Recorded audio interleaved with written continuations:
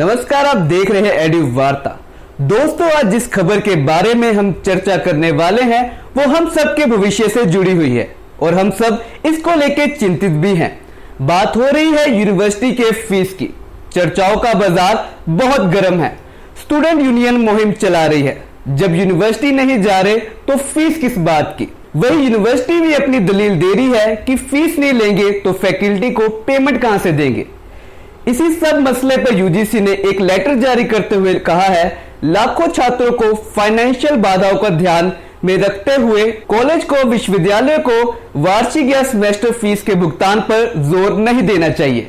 UGC ने कहा है कि संकट के समय पर छात्रों पर कठोर होने के बजाय शैक्षिक संस्थानों को नरम होना चाहिए और नई फीस पेमेंट मॉडल का पता लगना चाहिए, क्योंकि कोविड-19 की वजह से भारत में 4 में से लगभग 1 नागरिक बेरोजगार हो गया। जी हां, देश में बेरोजगारी का दर बहुत बढ़ गया है। यूजीसी फीस पर क्या कहती है, इसके बारे में आपको विस्तार से बताएंगे इसी प्रोग्राम में। लेकिन पहले नजर डाल लेते हैं आज की सुर्खियों पर।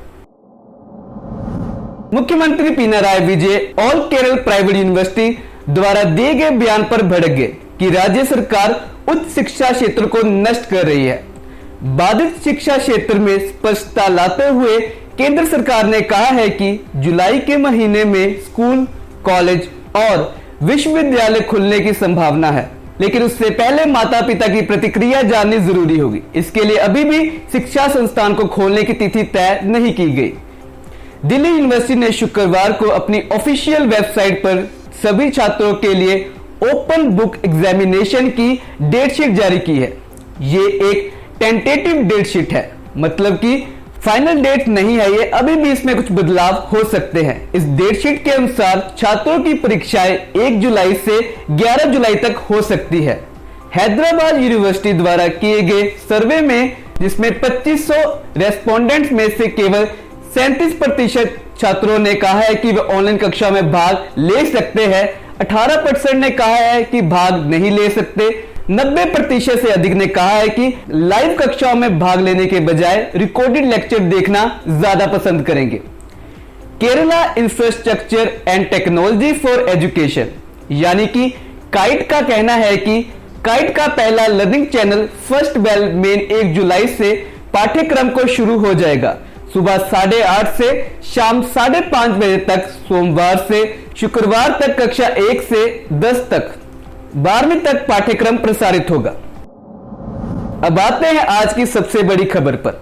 लॉकडाउन होने के कारण वित्तीय कठिनाइयों का सामना कर रहे लाखों लोगों के साथ कोविड-19 की महामारी के बीच यूजीसी ने अपने कदम बढ़ाए हैं। यूजीसी ने देश में और बेरोजगारी के नुकसान पर चिंता जताई है। केंद्र सरकार के आंकड़ों से पता चला है कि भारत में 4 में से लगभग 1 नागरिक बेरोजगार हो गया।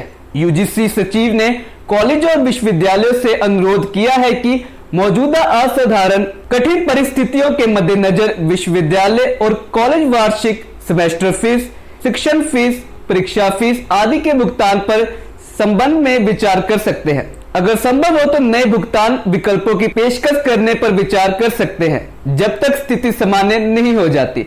यूजीसी को लगातार पेरेंट्स और स्टूडेंट्स की तरफ से फीस के भुगतान से संबंधित शिकायतें मिल रही है, जिसमें विश्वविद्यालय और कॉलेज वार्षिक, सेमेस्टर ट्यूशन फीस, परीक्षा फीस आदि के तत्काल भुगतान पर जोर दे रहे हैं। लोगों का यह कहना है कि अभी वह फीस नहीं भर सकते।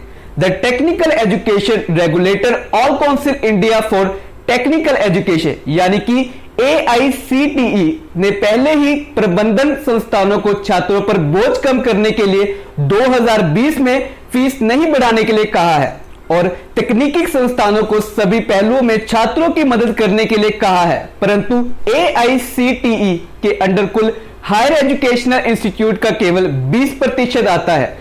महामारी और उसके बाद लॉकडाउन के कारण शिक्षा संस्थान बंद हो गए हैं। लगभग 330 मिलियन छात्रों की प्रैक्टिकल एजुकेशन एंड लर्निंग का नुकसान हो रहा है। मानव संसाधन विकास मंत्री रमेश पोखरियाल ने यूजीसी एवं AICTE जैसे एजुकेशनल बॉडीज को छात्रों की रुचि को ध्यान में रखकर कोई कदम उठाने की सलाह दी है।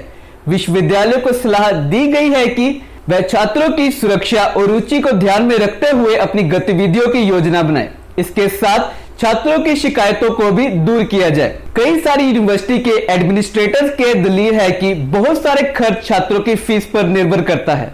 कोविड-19 के बावजूद भी स्टाफ को वेतन दिया जा रहा है। इसके अलावा डिजिटल इंफ्रास्ट्रक्चर पे भी अलग खर्च हो रहा है।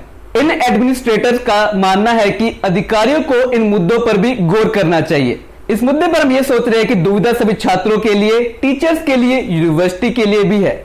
इस दुविधा में हम सबके हितों का ध्यान रखकर संस्थान किसी प्रकार का फैसला लेगी और देखने वाली बात बस यही होगी। आज के लिए इतना ही। मेरा नाम राघव जैन, आप देख रहे हैं एडु वार्ता। अगर आपको हमारी वीडियो पसंद आई है तो इसे लाइक करें, शेयर करें, अपने सुझाव और विचार हमें कमेंट कर बताएं और अभी तक अगर आपने हमारा चैनल सब्सक्राइब नहीं किया तो जल्दी से लाल बटन दबा दें और बगल में दी घंटी बजा दें। धन्यवाद।